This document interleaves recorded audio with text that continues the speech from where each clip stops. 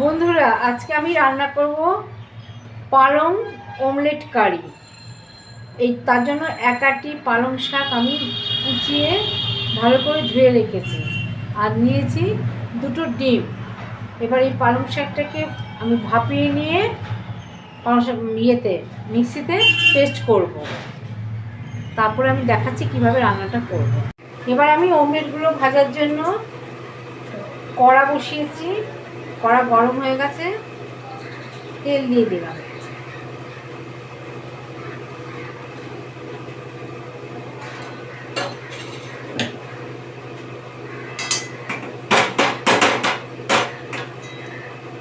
তেলটা গরম হয়ে গেছে, ডিমটা গুঁড়ে রেখেছি পেঁয়াজ দিয়ে।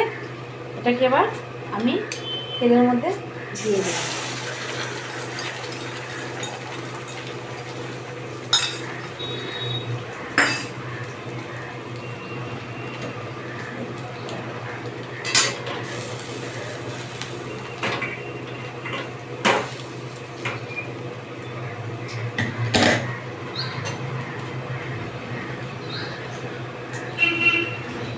আঁচটাকে বাড়িয়ে দিলাম।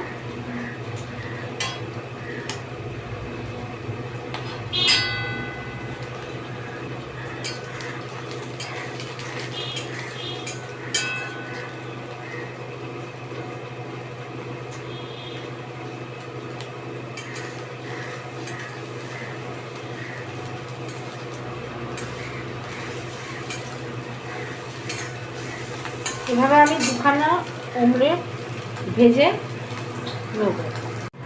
দেখো, অমলেট দুটো হয়ে গেছে।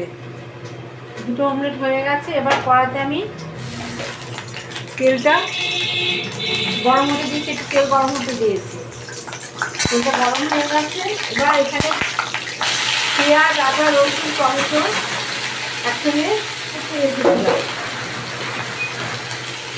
এগুলো দিয়ে এবার আমি ভালো করে ভেজে নেব।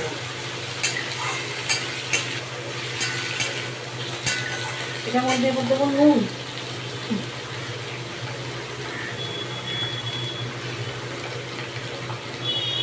পরিমাণ মতো নুন দিলাম।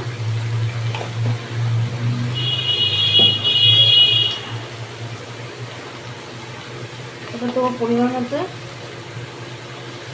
হলুদ দিয়ে আমি এবার এটাকে ভালো করে ভাজবো।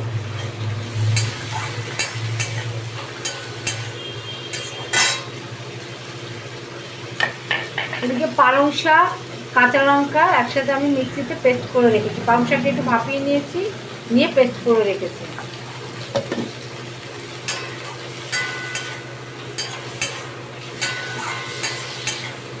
এটা ভালো করে আবার ভাজতে থাকি। এবার আমি এর মধ্যে একটু কাশ্মীরি লঙ্কার গুঁড়ো দিয়ে দিলাম। কত ভাজাটা হয়ে এসছে।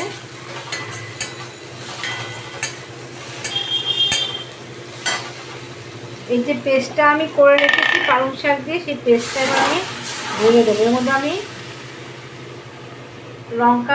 কাঁচা লঙ্কাও দিয়ে রেখেছি।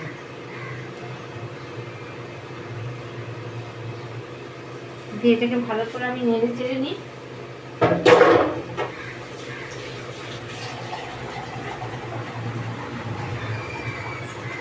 এর মধ্যে একটু জ্যাগেরি পাউডার দিয়ে দিলাম, একটু অল্প করে জাস্ট।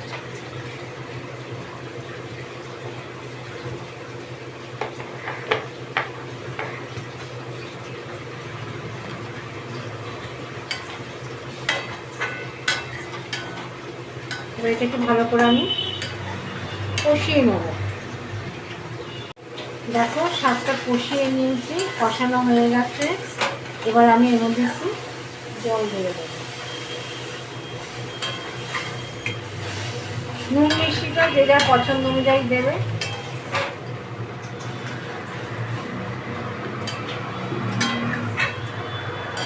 এটার মধ্যে এবার অমলেট দুটো দিয়ে দিলাম, আস্তে একটু কমিয়ে দিলাম।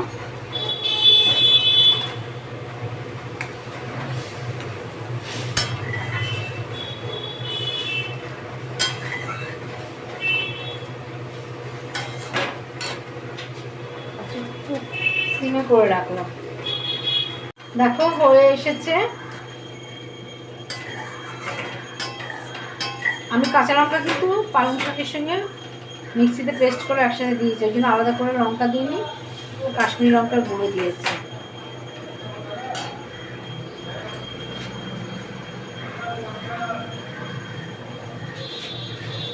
এবার আমি এর মধ্যে একটু গরম মশলা দিয়ে দেবো, আমি ঘরে তৈরি করি।